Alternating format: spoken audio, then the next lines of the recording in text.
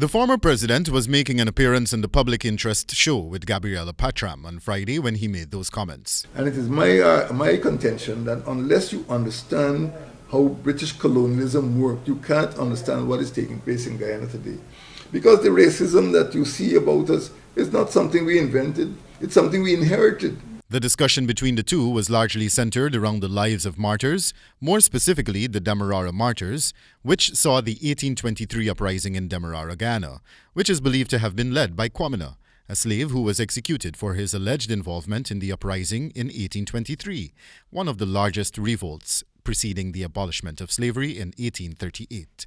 Granger asserted that if Guyanese do not understand the source of the issue of racism in the country, then every citizen will continue to cast blame on one another, and the issue will rage on.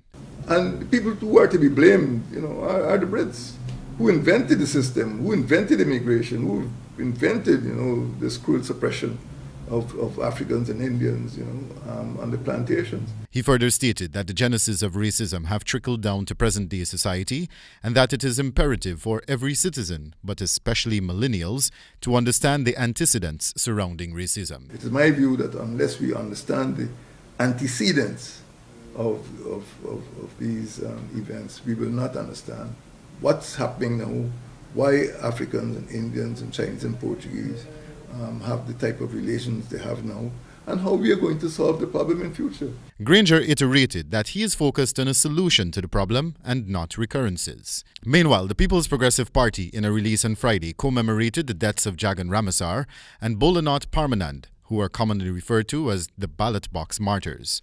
Ramasar and Parmanand were allegedly shot and killed by law enforcement officials at number 63 village Kernteen Berbice on July 16, 1973, while a part of a group of residents gathered around to prevent the removal of ballot boxes from their respective polling places during the conduct of that year's general elections.